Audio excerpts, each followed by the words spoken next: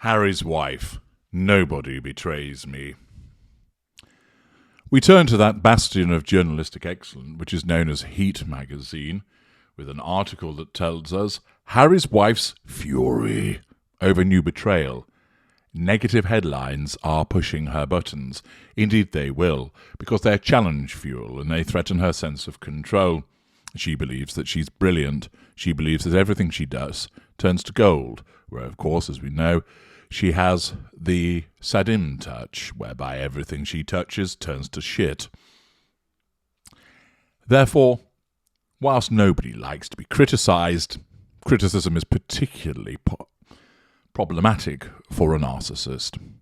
Whilst it's the provision of fuel, and therefore that's not an issue, the problem that arises is, of course, the fact that it challenges the narcissist's need for control by suggesting that the narcissist is not all they are cracked up to be. It suggests that the narcissist is useless, incompetent, unpleasant, and many other negative descriptions. Negative headlines about Harry's wife are challenge fuel to her.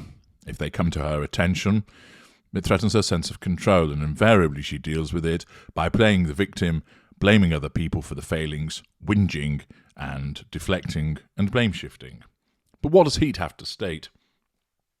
Prince Harry and Harry's wife should be spending the lead-up to Christmas on Cloud 9, as the first project under their multi-million-dollar deal with Netflix is said to be landing on the streaming platform next month. But the hotly awaited docu-series has been overshadowed by claims of the Sussexes' behaviour, with reports of some sticky moments during filming. It appears the former royals were swept up in a string of directorial disputes, which resulted in original director Garrett Bradley calling it a day.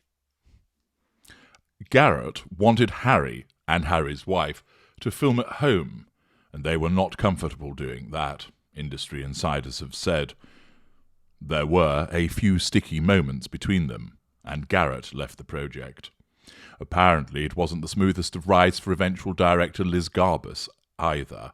She took the helm after Harry and Harry's wife's production company captured as much footage as possible, but she allegedly clashed with the couple over the content of the docu-series, which they had hoped to heavily edit. What a surprise! People having a difficult time dealing with Harry's wife. Who'da thunk it? Amid reports the Sussexes also wanted the show pushed back until next year, Netflix refused. Heat's insiders have revealed that former actress Harry's wife is livid about the negative leaks surrounding the docuseries, for which she and Harry are rumoured to have been paid £88 million, and is also now feeling betrayed by some in the royal household ahead of Kate and Will's upcoming US trip. We're told all this negativity being spilled right before Kate and William hit America feels like too much of a coincidence as far as Harry's wife is concerned. Paranoia.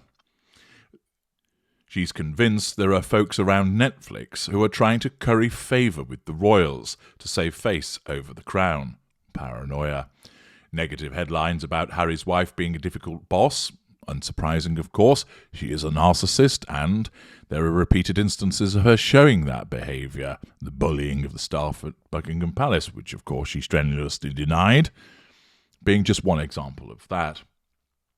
And there are insinuations the couple didn't want cameras inside their home, which they say is untrue, are really pushing their buttons. Harry's wife is furious. Anyone could betray them like this. Notice, of course, the use of the word betrayal, an evocative response, and one that is done for maximum impact. Her paranoia tells her, there are people out to get you. What are they talking about over there? Why didn't she respond to you? What is it they're saying about you? Who is leaking this information? Who is being disloyal and treacherous? And therefore, it's very much the case that her narcissism does see this as a form of betrayal.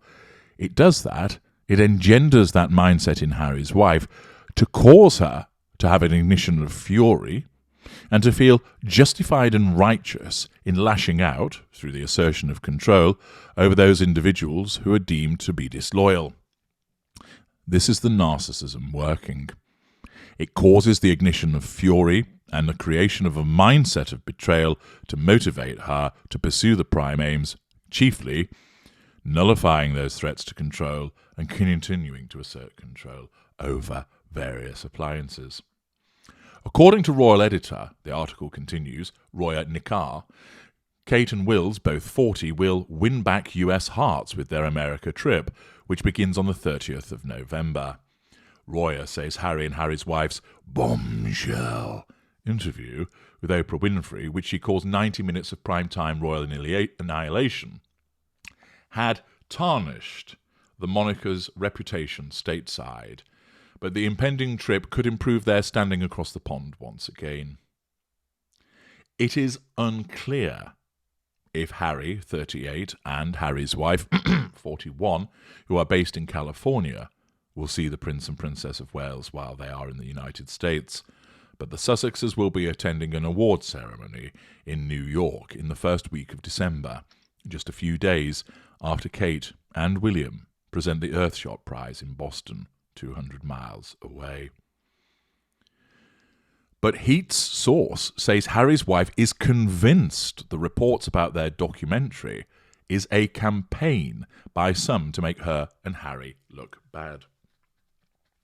Of course, the reports about it are detailing the fact, of course, that she's very difficult to work with, but her narcissism tells her that she's not. And therefore, what it also tells her is this: if anybody's reporting that it was difficult to work with you, they are a liar and a hater.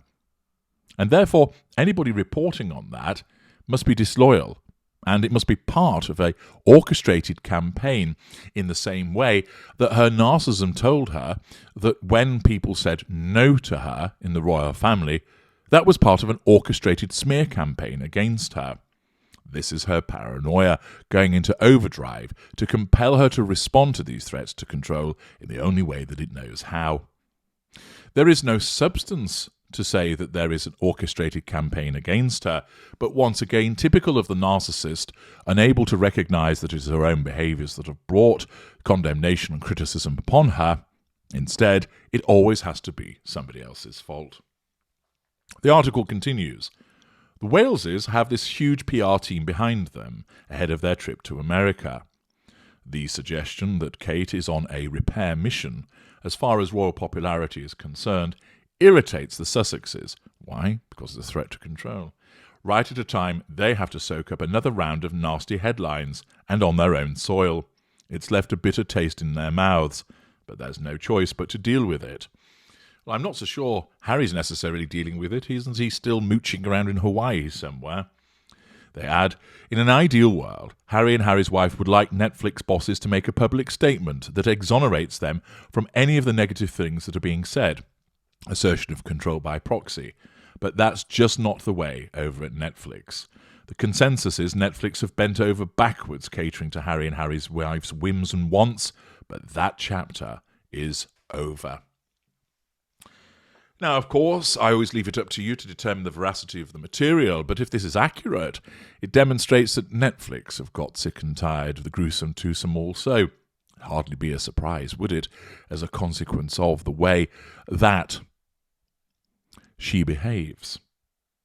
It's hardly a surprise that her narcissistic paranoia functions and operates in the way that it does, causing her to believe that there are people out to get her, and moreover, Netflix should do something about it. The response from Netflix should be, you've brought it on yourself. You're the Duchess of Difficult. You're the one that wants things changing and you're difficult to work with. We've seen this repeatedly. We're not going to go and make a statement on your behalf. But once again, that is representative of the absence of responsibility on the part of the narcissist who decides that she is able to go and instruct Netflix, you should do this on my behalf because I'm important and it's your fault. Once again, this demonstrates so much of her narcissism in action. I'm H.G. Tudor. Thank you for listening.